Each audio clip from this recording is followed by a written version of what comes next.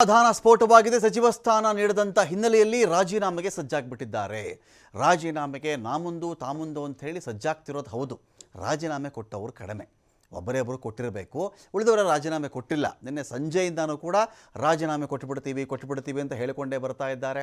ನಾವು ಸುಮ್ಮನಿರಲ್ಲ, ನಾವು ರಾಜೀನಾಮೆ ಕೊಟ್ಟುಬಿಡ್ತೀವಿ, ನಾವು ಪಾರ್ಟಿ ಬಿಟ್ಟುಬಿಡ್ತೀವಿ, ಬೇರೆ ಕಡೆ ಹೋಗ್ಬಿಡ್ತೀವಿ, ನಮಗೆ ಅನ್ಯಾಯ ಆಗಿದೆ, ಎಲ್ಲ ಮಾತುಗಳು ಬರ್ತಾ ಇವೆ ವಿನಃ ರಾಜೀನಾಮೆ ಕೊಟ್ಟವರು ಒಬ್ಬರೇ ಒಬ್ಬರು. ಇರಲಿ, ಶಾಸಕ ಬೇಳೂರು ಗೋಪಾಲಕೃಷ್ಣ, ಭದ್ರಾವತಿ ಶಾಸಕ ಸಂಗಮೇಶ್ ಕೂಡ ರಾಜೀನಾಮೆಗೆ ಸಜ್ಜಾಗಿದ್ದಾರೆ. ಶಿರಾದ ಶಾಸಕ ಜಯಚಂದ್ರ ಕೂಡ ರಾಜೀನಾಮೆ ಕೊಡುವಂತಹ ಸಾಧ್ಯತೆ ಒಂದು ಕಡೆ ಇದೆ. ಶಾಸಕ ಗವಿಯಪ್ಪ, ಗುಬ್ಬಿ ಶಾಸಕ SR ಶ್ರೀನಿವಾಸ್ ಬೇಸರ ವ್ಯಕ್ತಪಡಿಸಿದ್ದಾರೆ. ಈಗ ಆಲ್ರೆಡಿ KSRTC ಅಧ್ಯಕ್ಷ ಸ್ಥಾನಕ್ಕೆ SR ಶ್ರೀನಿವಾಸ್ ರಾಜೀನಾಮೆ ಘೋಷಣೆ ಮಾಡಿದ್ದಾರೆ. ನಿನ್ನೆ ರಾಜೀನಾಮೆ ಕೊಟ್ಟಿದ್ದಂಥ ಯಶವಂತರಾಯಗೌಡ ಪಾಟೀಲ್ ಗೊತ್ತಿರ್ತಕ್ಕಂಥ ವಿಚಾರ ಅದು. ಅಸಮಾಧಾನಿತ ಶಾಸಕರು ಯಾರ್ಯಾರಿದ್ದಾರೆ, ತಮಗೆ ಮಂತ್ರಿ ಮಂಡಲದ ಒಳಗೆ ತಗೊಳ್ಳಿಲ್ಲ ಅಂಥೇಳಿ ಯಾರಿದ್ದಾರಪ್ಪ ಅಂತ ಚೆಕ್ ಮಾಡಿಕೊಂಡಾಗ ಯಶವಂತರಾಯಗೌಡ ಪಾಟೀಲ್, ಬೇಳೂರು ಗೋಪಾಲಕೃಷ್ಣ, HK ಪಾಟೀಲ್, TB ಜಯಚಂದ್ರ, ಗಾಯತ್ರಿ ಶಾಂತೇಗೌಡ, ಲಕ್ಷ್ಮೀ ಹೆಬ್ಬಾಳ್ಕರ್, ಅಶೋಕ ಪಟ್ಟಣ್, ಮಹಾಂತೇಶ್ ಕೌಜಲಗಿ, ಆರತಿ ಕೃಷ್ಣ, MC ಸುಧಾಕರ್, ಬಾಗೇಪಲ್ಲಿ ಸುಬ್ಬಾರೆಡ್ಡಿ, ಭದ್ರಾವತಿ ಸಂಗಮೇಶ್, ಗುಬ್ಬಿಯ ಶ್ರೀನಿವಾಸ್, ತಿಪಟೂರು ಷಡಕ್ಷರಿ, ಅಪ್ಪಾಜಿ ನಾಡಗೌಡ, NY ಗೋಪಾಲಕೃಷ್ಣ, ಶಿವಾನಂದ ಪಾಟೀಲ್, ತಿಮ್ಮಾಪುರ ಮಹದೇವಪ್ಪ, ವೆಂಕಟೇಶ್, ಅನ್ನಪೂರ್ಣ ತುಕಾರಾಮ್, ಬಂಗಾರಪೇಟೆ ನಾರಾಯಣಸ್ವಾಮಿ, ಆನೇಕಲ್ನ ಶಿವಣ್ಣ, ತನ್ವೀರ್ ಸೇಠ್, ಬಸವರಾಜ ಶಿವಣ್ಣನವರ್, ಶ್ರೀನಿವಾಸ್ ಮಾನೆ, ಪ್ರಸಾದ್ ಅಬ್ಬಯ್ಯ, ನಯನಾ ಮೋಟಮ್ಮ, ಹೀಗೆ ಬಹಳ ಜನಗಳ ಒಂದು ದೊಡ್ಡ ಪಟ್ಟಿನೇ ಇಲ್ಲಿ ಬರ್ತಾ ಇದೆ. ಇವರೆಲ್ಲರಿಗೂ ಅಸಮಾಧಾನ ಆಗಿಬಿಟ್ಟಿದೆ ಅಂತ. ದಿನೇಶ್ ಗುಂಡೂರಾವ್ರಿಗೂ ಕೋಪ ಇದೆ. ಪ್ರಿಯಾ ಕೃಷ್ಣ, M ಕೃಷ್ಣಪ್ಪ, ಮಂಕಾಳ ವೈದ್ಯ, ಪ್ರದೀಪ್ ಈಶ್ವರ್, ಎಲ್ರಿಗೂ ಅಸಮಾಧಾನ ಇರುವುದು ನಿಜ. ಎಷ್ಟರ ಮಟ್ಟಿಗೆ ಅಸಮಾಧಾನಿತರನ್ನು ಕಾಂಗ್ರೆಸ್ ಹೈಕಮಾಂಡ್ ಅಥವಾ DK ಶಿವಕುಮಾರ್ ಅವರು ಸಮಾಧಾನ ಪಡಿಸ್ತಾರೆ ಗೊತ್ತಿಲ್ಲ.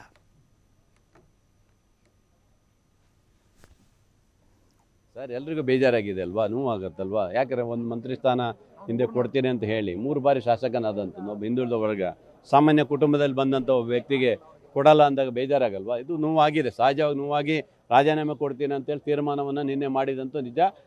ಲೆಟ್ರ್ ರೆಡಿ ಮಾಡಿ ಇಟ್ಟಿದ್ದೀವಿ ನಾವು. ಆದರೆ ಸಹಜವಾಗಿ ಮಾನ್ಯ ಮುಖ್ಯಮಂತ್ರಿಗಳು ಫೋನ್ ಮಾಡಿ ಬರಬೇಕು, ಆ ಥರ ನಿರ್ಧಾರ ತಗೋಬೇಡ ಅಂತ ಹೇಳಿದರು. ನನ್ನ ಹಿತೈಷಿಗಳು ಹೇಳಿದರು, ಮತ್ತು ಕ್ಷೇತ್ರದ ಪ್ರಮುಖರೆಲ್ಲ ಹೇಳಿ ಎಲ್ಲ ಆ ಥರ ಮಾಡೋದು ಬೇಡ, ಅವಕಾಶಗಳಿರ್ತವೆ, ಏನು ಓಡೋಗೋದಿಲ್ಲ ನಿಮಗೆ, ಆದ್ದರಿಂದ ಮುಂದಿನ ಚುನಾವಣೆ ಗಟ್ಟಿ ಮಾಡ್ಕೊಳ್ಳೋಣ ಅಂತ ಹೇಳಿದ್ದರಿಂದ ನಿರ್ಧಾರ ವಾಪಸ್ ತಗೊಂಡಿದ್ದೀವಿ ಮುಖ್ಯಮಂತ್ರಿಗಳಿಗೋಸ್ಕರ. ಯಾಕಂದ್ರೆ ನಂಗೆ ಟಿಕೆಟ್ ಕೊಟ್ಟರೆ ನಮ್ಮ ಮಾನ್ಯ ಇವತ್ತಿನ ನಮ್ಮ ಶಿವಕುಮಾರ್ ಸಾಹೇಬರೇ ಕೊಟ್ಟಿರೋದು. ಅವರ ಒಂದು ನಿರ್ಧಾರಕ್ಕೆ ಬದ್ಧರಾಗಿ ಮುಂದೆ 28ಕ್ಕೂ ಕಾಂಗ್ರೆಸ್ ಪಕ್ಷ ಬರೋಕ್ಕೋಸ್ಕರ ನಾನು ಯಾವುದೇ ನಿರ್ಧಾರ ಬೇರೆ ಇಲ್ಲ ಅವರಿಗೋಸ್ಕರ. ಯಾಕಂದ್ರೆ ನಾವು ಪಕ್ಷ ನಿಷ್ಠೆ, 3 ವರ್ಷದಲ್ಲಿ ಯಾವುದೇ ಪಕ್ಷದ ವಿರೋಧವಾಗಿ ಪಕ್ಷದ ವಿರೋಧ ಚಟುವಟಿಕೆ ನಾವು ಮಾಡಿಲ್ಲ. ಹಾಗಾಗಿ ವಿರೋಧ ಪಕ್ಷ ಇದು ಇನ್ನು ಮುಂದೆ ಈ ರೀತಿ ಆಗಬಾರ್ದು. ಯಾಕಂದರೆ ಇವತ್ತು ಕರ್ನಾಟಕ ಸಮಗ್ರವಾಗಿ ಅಭಿವೃದ್ಧಿ ಆಗಬೇಕಾದ್ರೆ ಆ ಜಿಲ್ಲೆಯಲ್ಲಿರ್ತಕ್ಕಂಥ ಶಾಸಕರಿಗೆ ಜಿಲ್ಲಾ ಮಂತ್ರಿಗಳನ್ನಾಗಿ ಮಾಡಿ ಆ ಜಿಲ್ಲೆಗಳ ಅಭಿವೃದ್ಧಿಗೆ ಅವಕಾಶ ಮಾಡಿಕೊಟ್ರೆ ಒಂದು ಸಮಗ್ರವಾದ ಅಭಿವೃದ್ಧಿ ಹೊಂದಿರತಕ್ಕಂಥ ರಾಜ್ಯ ಆಗಲಿಕ್ಕೆ ಸಾಧ್ಯ. ಅದು ಬಿಟ್ಟರೆ ಬೇರೆ ಬೂಟಾಟಿಕೆಗೆ ನಾವು ಮಂತ್ರಿಗಿರಿ ಮಾಡ್ದಂಗೆ ಆಗುತ್ತೆ.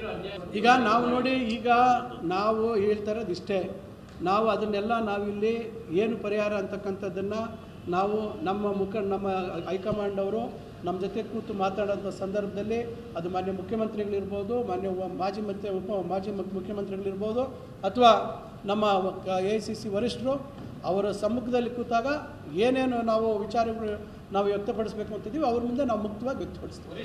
ಅವರೆಲ್ಲರೂ ಕೂಡ ಸಮರ್ಪಕವಾಗಿ ನಿಭಾಯಿಸಿದ್ರು. ಆ ವಿಚಾರದಲ್ಲಿ ಎಲ್ಲೂ ಕೂಡ ನೀವು ಪಾರ್ಟಿಯಲ್ಲೂ ಕೂಡ ಅಭ್ಯರ್ಥಿಸಿಲ್ಲ. ಆದರೂ ಯಾಕೆ ನಿಮ್ಮ ವಿಚಾರದಲ್ಲಿ ನನಗೆ ಅದು ಗೊತ್ತಿಲ್ಲ. ಯಾಕೆಂತ ಹೇಳಿದ್ರೆ ನನಗೆ ಅದೇ ಒಂದೇ ನಾನೇನು ಮಂತ್ರಿ ಆಗಲೇಬೇಕು ಅಂತ ಆ ಥರ ಏನು ವಿಷಯ ಏನಲ್ಲ. ಯಾಕೆಂದರೆ ಹಿಂದೆ ಸಿದ್ದರಾಮಯ್ಯ ಸರ್ಕಾರದಲ್ಲೂ ಕೂಡ 3 ವರ್ಷ ಆದಮೇಲೆ ನಾನೇ ಪಕ್ಷದ ಕೆಲಸ ಮಾಡ್ತೀನಿ ಅಂತ ಸ್ವಯಂ ಪ್ರೇರಣೆಯಿಂದ ಬಿಟ್ಟು ಹೋಗಿರೋನು. ಅದರಿಂದ ಮಂತ್ರಿ ಸ್ಥಾನ ಇಲ್ಲದೇ ನಾವು ಇರೋಕ್ಕಾಗಲ್ಲ ಅಂತ ಏನಲ್ಲ. ಆದರೆ ನನಗಿನ್ನೂ ಯಾಕೆ ತೆಗ್ದಿದ್ದೀವಿ ಅಂತ ನಮಗೆ ಸ್ಪಷ್ಟವಾದಂಥ ಒಂದು ಕಾರಣಗಳಿಗೆ ನಮಗೇನು ಹೇಳಿಲ್ಲ.